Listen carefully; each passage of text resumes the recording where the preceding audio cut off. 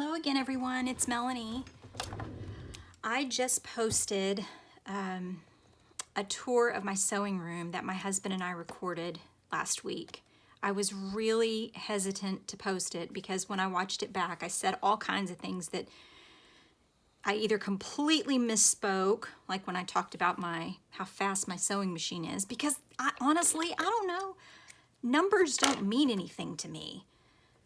10,000, 1,000, whatever. Anyway, I went ahead and posted it. So if you guys are interested, take a look. But what I wanted to show you today, I've been working on some more of these fabric journals, and I wanted to show you the finished one that we worked on that I showed you last week. And I can't see I tried to zoom in a little bit so you could see closer. It just has running stitches on the back in a variegated thread that kind of goes from this light color to this darker pinkish red. It's really hard to see, which I think I've mentioned before. I do this, I'll do this kind of stitching that's like the same color and put it in the same place, and then unless you see it in person, and you get really close up, you can't even see it. This stitching just, it gets lost in the, but anyway, there's some stitching on here, and then I finished the front of this, and I love it. I love it, y'all. I love it. Just some more laces and beads and things like that, and then I did some beads and some stuff up at the top. I did go ahead and put those two really bright, crazy fabrics inside, and I like it. So I decided to use this book as my ideas book. I think it was Rafaela who suggested that I have a journal of, and I do have a journal where I keep up with my ideas, but it's more just like a blank kind of journal. It's not anything exciting. So I decided I wanted to use a book that I really, really love. So this is going to be my new ideas and inspiration journal. And then in the back here I have some, excuse me, in the back here I have some other vintage floral images that I'm going to use, that I printed on that inkjet paper that I'm going to use to do on the fronts of some other journals. So after I finished this one, I of course wanted to do another. And this was the next one that I made. And it's quite a bit bigger. It's about 10, I think, 8 by 10. These pages are, these pages are 9 by 12 folded in half. So this page is, no, that's not right. These pages are bigger than that. Let me get it doesn't matter. They're big. I was going to get a ruler, but the pages are almost 10 by almost 8. And the cover's pretty big too. Okay, I really like this one. So I did this one a little different. I tried really hard to get that look from that Nellie Wortman class, and the look that I've seen other people do, where the journal is really it just looks like this flowing, billowy, airy clumps of fabric, and I just can't do it. It's like I have trouble leaving, the edges raw. I just can't go without pressing stuff, without steaming it. So once I finished this one, I decided, and I even wrote it down in my other journal here, I said, if I want a fluffy, loose, frilly, unstructured fabric journal, I need to buy it from another maker.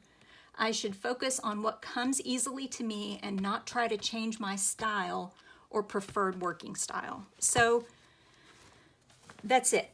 I'm not going to try to make my journal look like someone else's, because it's just not me. I can't do that fluffy. I think it's gorgeous.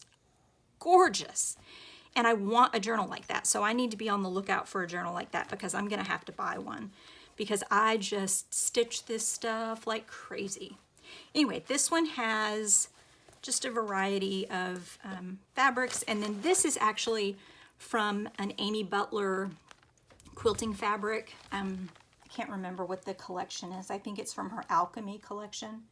So there's, I don't know if you can see, there's stitching on top of, I didn't do too much stitching. There's stitching on top of it. And then I did some little flowers. And then I did some just beading in the background there.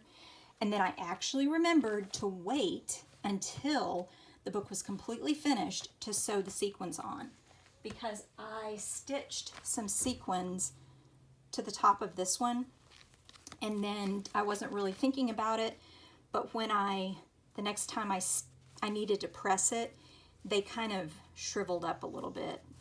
So this time I actually remembered to make sure that the book was completely finished before I stitched on some sequins, and I couldn't go without just some little sequins. So I put some of these little cup sequins on with beads, and then there's a little one on the back. My daughter said this was her favorite part of the journal because it had the leaves on it, so I may go in and put leaves on these also. And this one just has a variety of that's the busiest page in there. I just put, this is some old wrapping paper, and by old I mean previous Christmas. So anyway, it's kind of a blank journal, and I really like it. I love the way it feels and stuff. So I finished that one. So now I'm working on this one. So this is the one that I said, you know, if I want a fluffy journal, I'm going to have to go to somebody else for it because it's not me. So this one I've just been doing what comes easily to me, and that's more of this. It's flat, but it has a lot of texture and interest. So I've just been stitching. It's burlap on the inside, and then I stitched kind of a patchwork of assorted fabrics onto that, and then I've been hand stitching little patches of fabric and things on top of that. And this embroidery, I specifically said to myself, okay, don't go crazy on the embroidery. You don't need that much. But look how dense it is. I mean, I could almost just cut the fabric out and you would still be able to see, the design is still there. But I like the way it turned out. I don't think I'm finished. I want to keep putting some stuff on it. And it's not bothering me, I don't think, to keep putting more texture and stuff on here, as long as there's not anything that's so bright or bold that it competes with this. I wanted something here, so I just put some stitching in ecru on top of that white, and I may go ahead and do some of this, just like random stitching kind of stuff in these other white areas, and then I'll be ready to make it into a book. So I was trying to think of something to make it thicker. This one has some, I used a layer of, which one did I, Craft Fuse. It's Pellon 808 Craft Fuse. And I put that in this one after I kind of finished it, and it gives it a lot of body. I mean, but it's not stiff. Like, this back cover is not going to stand up on its own. So I was trying to think of something that I could put in it that would still be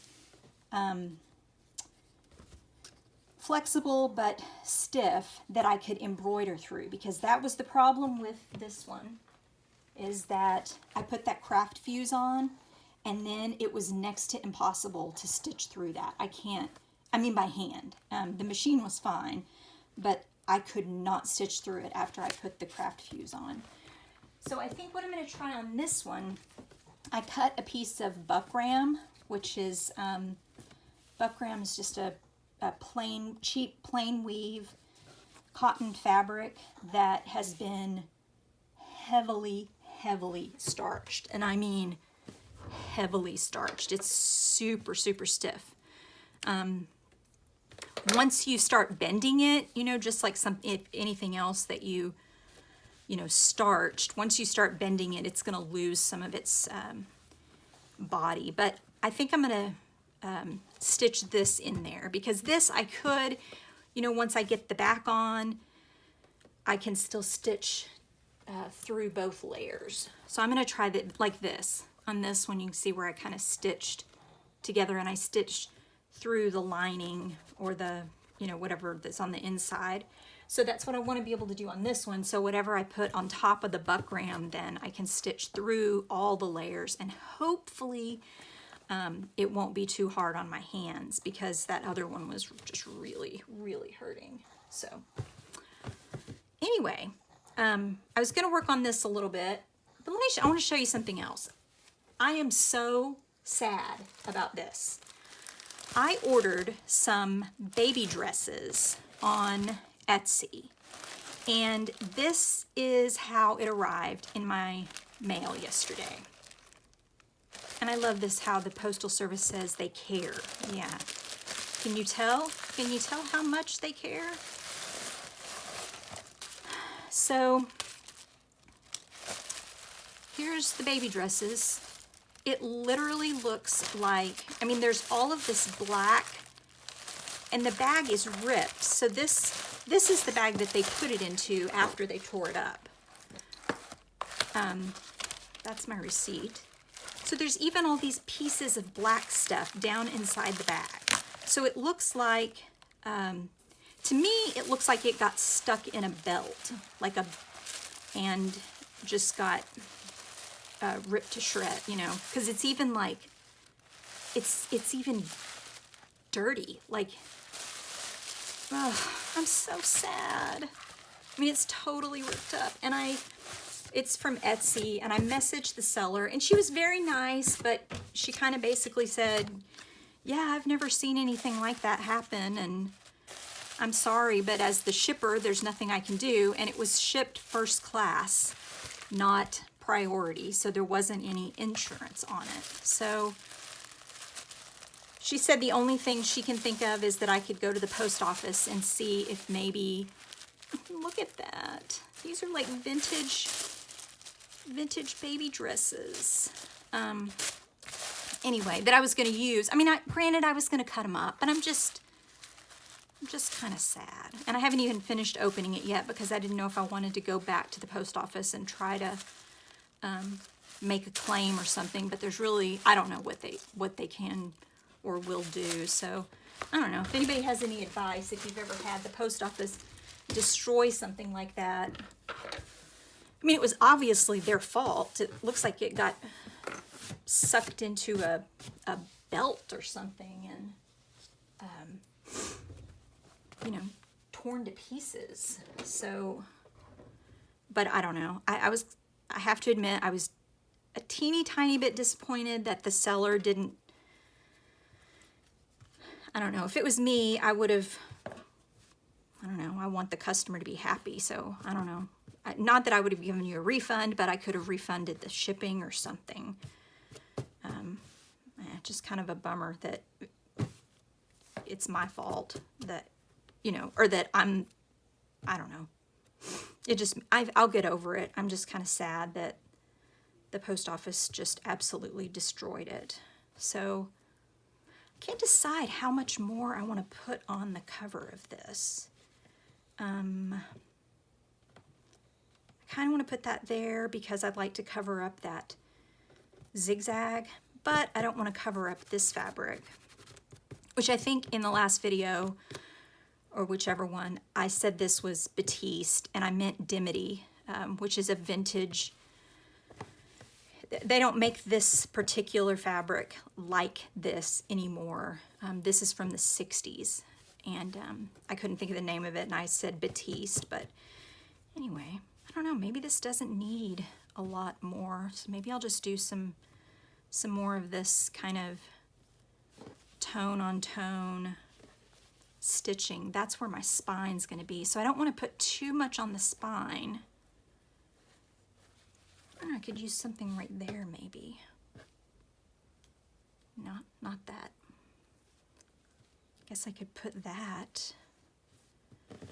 And then that would end up just right there on the spine. Or would it look better if it went across the spine that way? Actually, I like that better. Let's do that.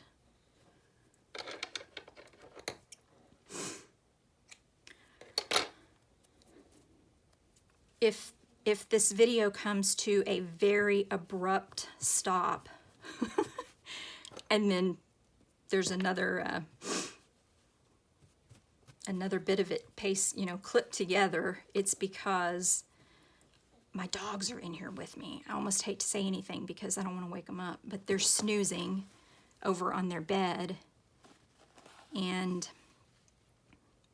I'm really hoping that they don't. Well, not they, one of them, the loud one, doesn't wake up and start barking. But the little one is snoring like a monster.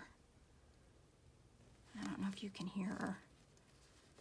I think I've said it before, it's like she needs a CPAP machine almost, like a doggy CPAP. Because she kind of seems like she gets choked up with the snoring. And I think part of it is, a big part of it, and the vet said, a big part of it is her weight. She's a little on the chunky side. So anyway, I almost didn't post that sewing room video. There's so many things in it after I watched it back that I was like, oh, I'd said the wrong thing. You can see my toes, and I haven't painted them in months, and it was really cold that day. Well, I'm going to say really cold because I live in North Texas. It was in the 40s that day, but I was hot for some reason. So I had that dress on. Yeah, I like that. I could actually even put something else just across. No, or is that enough? Two things? Kind of thought about that little seam binding. This is, of course, not everything I have. This is just some bits and pieces that I brought over here. Do I want another something across the spine like that? Kind of like that. Okay, let's go with that. That will go on there too. See, this is the kind of thing I can't avoid doing. I can't just put that on there without making sure that the edge is kind of straight. Oh my, I went to Hobby Lobby on Saturday, which I'm desperate if I'm going to Hobby Lobby on a Saturday, because I usually try to avoid places like that on the weekend. But I needed some burlap. I'm running seriously low on burlap. And I ordered some from an online place, ordered 3 yards of oyster white burlap. And I was like, wow, it's taking a really long time to get here. And then I dug through my emails, and of course it's back ordered until March or whatever. So I ran to Hobby Lobby to get some, and they had 2 bolts of white, or I say white, this bleached, I guess, burlap, and I took the one bolt up to the counter, and it looked almost full. And when she laid it out, when she unrolled it to cut it, it was so off grain, like crooked on the bolt, it was, I mean, literally, like the edge of the fabric that she was about to cut for me was probably at a 45-degree angle. I mean, it was so crooked. And when I do this, I straighten up the edge, you know, of course now it peels off, but the idea is that when I'm using it as a cover, this is on grain. You know, the weave is put on the book at right angles, you know. And I told her, I was like, wait. I said, I can't, I don't want that if it's going to be, and I don't know, I have a feeling, because she was kind of like, yeah, it's pretty crooked. They come like that a lot. And I've had this discussion before with people at Joann's, but at Joann's, their cutting policy is that they have to cut the fabric on the factory fold. Well, if it came out of the factory, rolled onto the bolt crooked or whatever, then that means it's horribly off grain, and that's exactly how they're going to cut it. So if you like to straighten up your fabrics like I do, when you get them home, I always, you know, straighten the grain on stuff, especially like my quilting cottons and things like that. If you straighten the grain up on some of that stuff sometimes, you lose so much fabric that you end up having to buy. Actually, one of the last quilts I did, I bought some really wide, it's like now I'm going to say a number again, and you know how I am with numbers. I think it's like 120 or 140. It's an extra wide backing. Moda makes some really, really wide quilting fabrics for backing, for using as quilt backing. But it's on a standard bolt. So the fabric is folded on the bolt, like it's folded in half, and then it's folded in half again. I don't know if it's just twice or if it's like folded in thirds, or anyway, I got enough to do the back of my quilt plus a little extra. And when I got it home and straightened the grain on it, I lost over a half a yard of fabric to straightening out the grain. And I did not have enough at that point to do my backing. And I had to piece it anyway after I went and bought this extra wide fabric. But it's because the way that they cut it, so if you've ever been to a sewing store or a quilting store where they tear the fabric, where they rip it, that is ideal, because there's another quilting store in town and they rip the fabric, which you lose some of the edge in that case, because when you rip it, especially if it's a printed fabric, you lose some of the edge to where it messes it up. You know, it tears up the edge. But it's straight. It's on grain. So, okay, off my soapbox. Off my soapbox. We need to change the subject. So, let's see. Oh, I did make one other little thing. I'll show it to you. Because I'm about 100%, 99.999% certain that this person doesn't watch my channel, but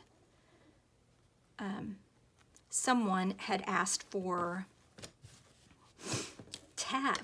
for people to send tags or little things that they made to include in a journal for her birthday. And since this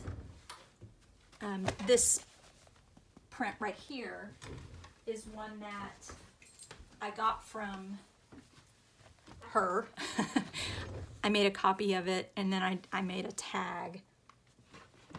I can't show you the back, but I made a tag to send, and it's all fabric, but I just stitched on top of it a print of the fabric. So I thought that turned out cute. I need to get that in the mail.